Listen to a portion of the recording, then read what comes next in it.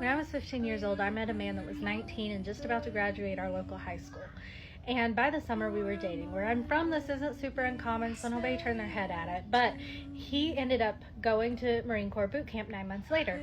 And during the time that he's in boot camp, he's writing me all these letters about how much he loves me, how much he can't wait to marry me, how we're going to make a family together. And sure enough, by the time I turn 18, he marries me and moves me across the country to be with him. And for a while, everything's fine. We're happy, we're going about life, and then I get pregnant with twins. And this is the point in time where things start to shift.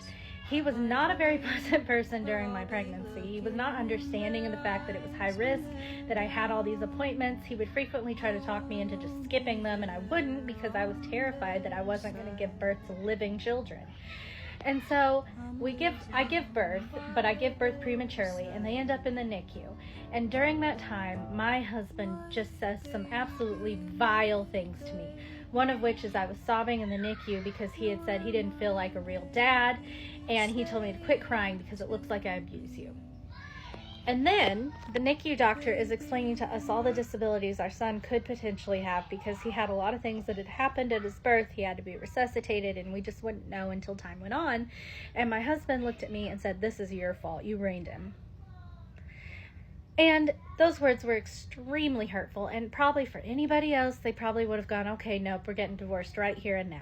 But in the back of my head, I thought, there's no way I can do that because I didn't come from a family that ever divorced. I don't know anybody really that's ever been divorced in my family. And so I didn't feel like I could leave. I felt trapped. And so I stayed with him, and I thought it'll be okay. Once they're home, he'll feel like a dad. He'll go back to himself.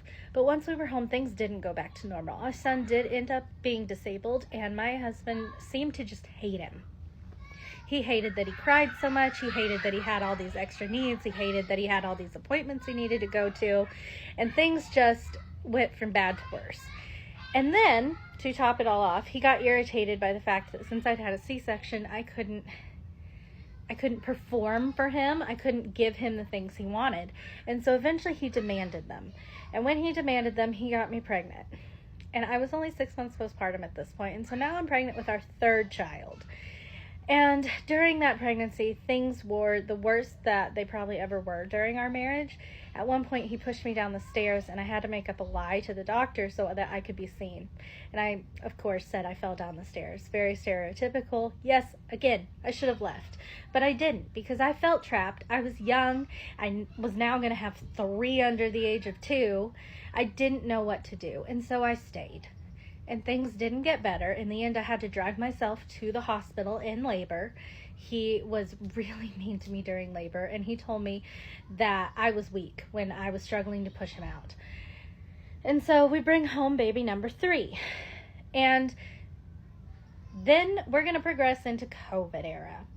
During COVID, in December of 2020, our 3-year-old son, who is one of the twins, he gets sick with COVID, but he gets worse, and he ends up in the PICU about 4 hours away from our home. And obviously I had to go with him. I had to leave our daughter and our son with him. And I had to go to that hospital, and we were gone for 37 days. During that time, I'm begging my husband to come see us because he's super sick. Our son is super sick. He's on a ventilator. The doctors are saying you need to get him here because they didn't have anything else they could do for him. They were basically like, we're doing all the supportive care we can. Now it's up to him. And things weren't looking good. My husband was refusing to come, but finally I talk him into it. And he comes to the hospital, and he tells me I owe him.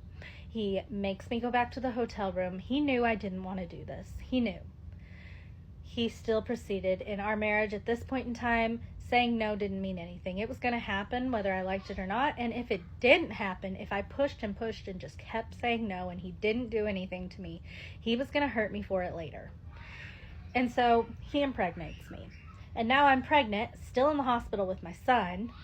And this was the point in time in which I stopped loving him. I hated him for this. I probably will never forgive him for this. And I decided I'm not having this baby. He finds out I'm not having this baby. And he loses it. He tells me if I get rid of this baby, he's going to remind me every single day for the rest of my life that I have offed our child. And so I don't go through with it because at this point, I'm like, I'm stuck. There's nothing I can do. And so I proceed to have our fourth child. And upon having our fourth child, things suddenly change. Suddenly he's not mean anymore. But I wasn't falling for it again. I knew there had to be a reason that he was being so nice to us. And so he went on a field op, and I decided to search for answers. I thought, well, maybe he's cheating. And then I thought, well, there has to be something going on. I found a way to get onto his super secret computer that he never let me near, and I find out he's a child predator. Obviously, I had to report him. He went to prison. We escaped. But it's not the end of the story, because he gets out of prison within a year and a half and starts pursuing custody. $20,000 later. $20,000 later. And I might be free of him. Maybe. The judge has just ruled recently in our favor, and hopefully he's never given another chance to come after me and our children again. But there's a story for y'all about how I met my husband, how it progressed. I know a lot of people think that I would have left after the first child, but I didn't. And there's nothing I can do about that now. It's easy, I think, to look back and say, I would have left then. But until you're in that situation, you don't have any idea how you're going to react. You think you do, but you don't have any idea how deep a trauma bond is, how terrifying it is to be in a situation like that, and how afraid you are that they might get custody. Because I'm going to tell you right now, he almost won. He almost won. It is that scary.